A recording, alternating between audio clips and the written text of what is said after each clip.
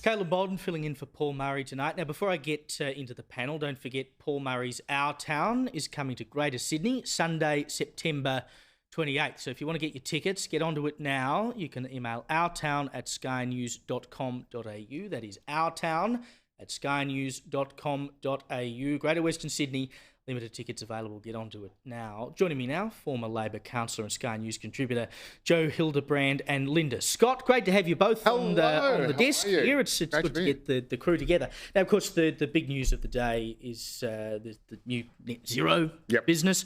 We've got a new target for 2035. We've got to get to 62 to 70%. Now, look, I think it's pretty clear we're not going to make it. I'm not sure if that's a controversial thing to say. We're not going to make the targets we've already got for 2030. Yeah. So I don't know how on earth we think we're going to make this target for 2035. And of course, the reality is we're 1.3% of global emissions. Yep. Nothing that we've done so far, you could say, has reduced power bills in any way. I mean, China pumps this out in a week. What we do in a year. The Prime Minister did address China today. The sceptics will say, oh, well, the rest of the world isn't acting, therefore Australia shouldn't do anything. Just one fun fact from the Global Energy Monitor. The amount of wind and solar power under construction in China is now nearly twice as much as the rest of the world combined. It is also a bloody big country, Prime Minister, but we're not going to make it. Linda, how do we make these targets without shooting ourselves? Well, look, first I want to say it was Matt Keane's birthday this week, so happy birthday. That'll completely ruin his reputation. Oh, my God. Welcome to the Labor family.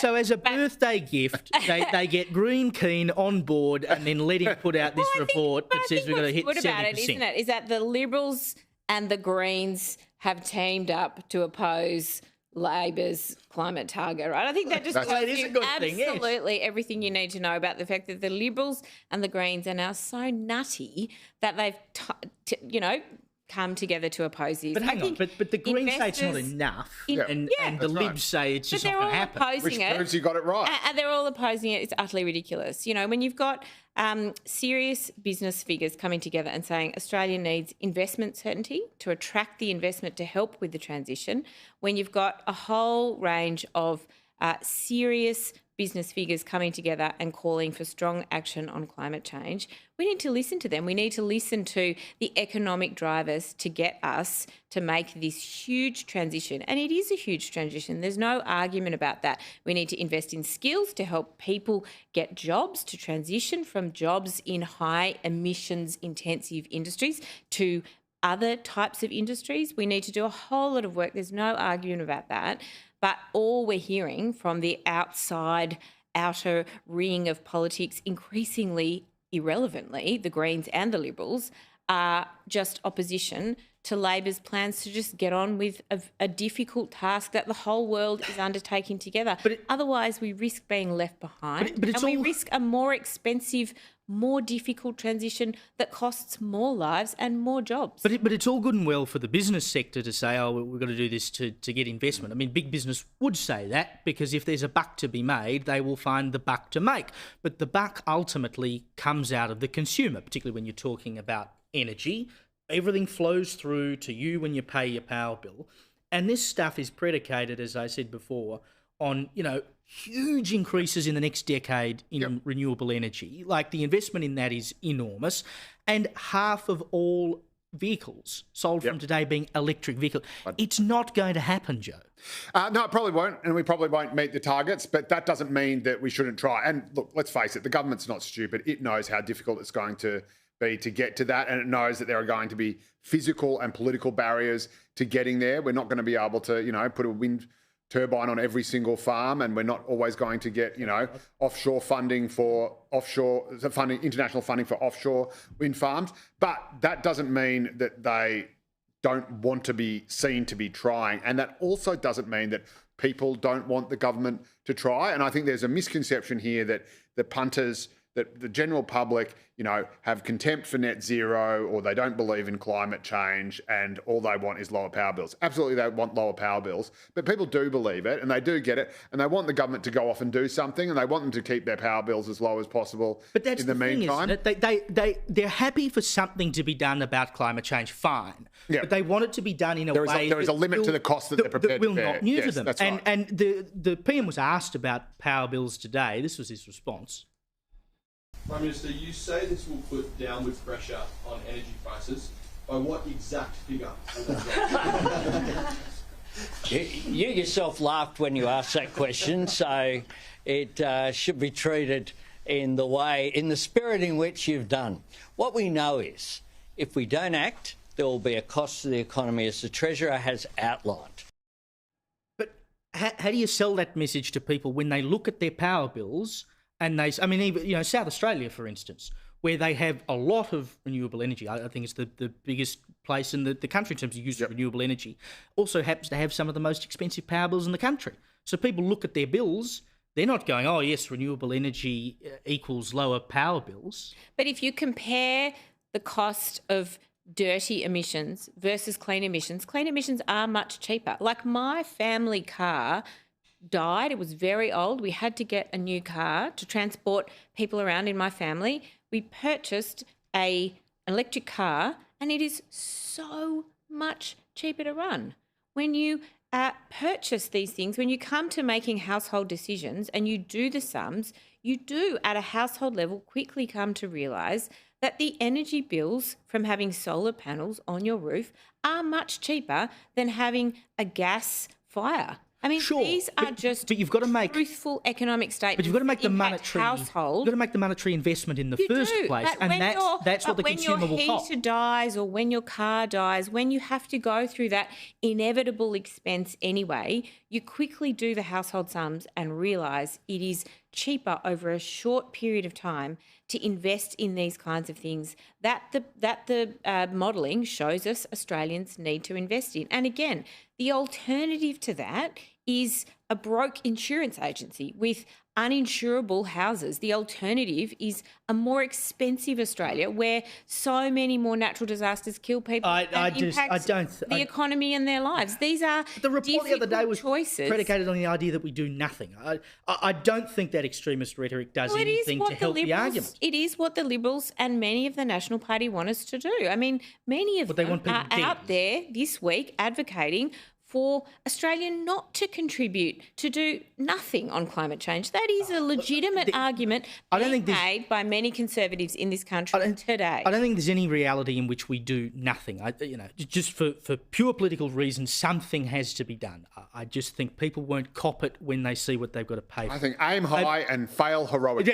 which is what they're going to do. Now, Joe, obviously you've had a number of states get on board with pill testing. They were going to do it in Queensland. The Christopher government's got rid of that. Victoria's getting on board with it. I think New South Wales has looked into it now. Looking at it, ACT has already done as well.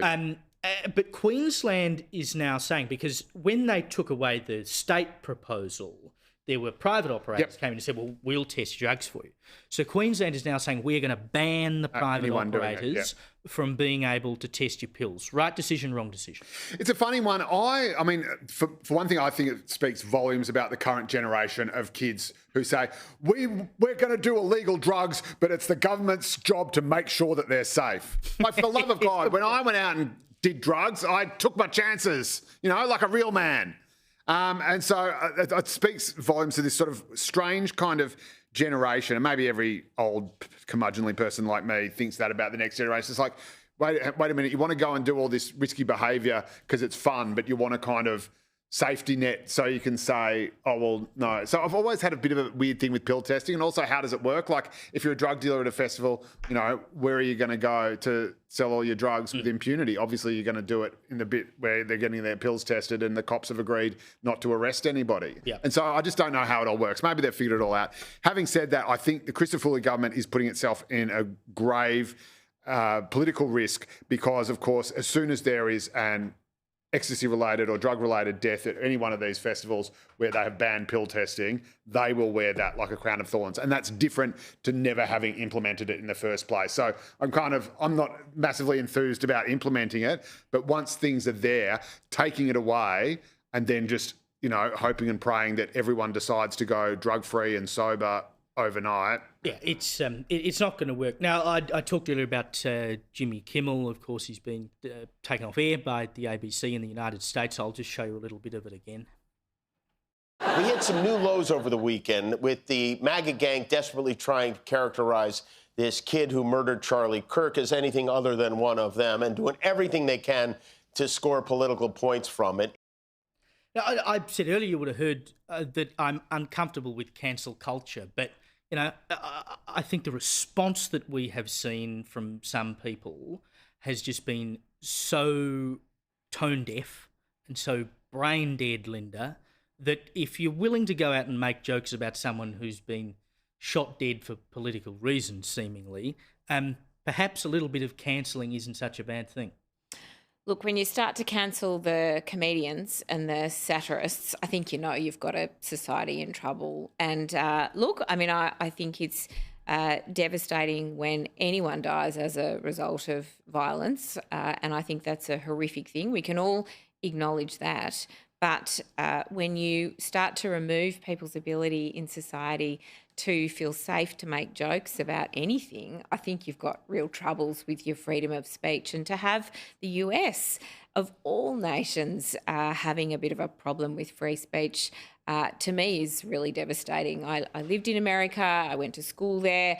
It's an incredible place, but some of the changes that we're starting to see, I think, are really concerning. And I think it's not. But what about someone getting shot in the neck? That's more concerning than a bloke not having a TV show. Yeah, absolutely. But again, just because you don't do two bad things because of the other. So I mean, but if the shoe was on the other foot, yes, if I made a joke tonight about a left winger in that situation, I'm gone. That's exactly right. I don't even have to think about Sleeping Giants and mad effing witches would be all over you, and they would not rest until they had your job. So is it bad? And that makes them a pack of shits. And sure, but is it not be emulating that behaviour? But is it bad for them to get a little taste of their own medicine? I'm not saying this should become the norm. No, but is it bad to get the problem? No, I don't think. I don't think it's bad because I don't think it's bad as a wake up call, because I think what happened with this, as with the guy from Tenacious D who made a joke about the attempted Trump assassination. And by the way, it was alleged murderer, by the way, Jimmy. You've got to be careful.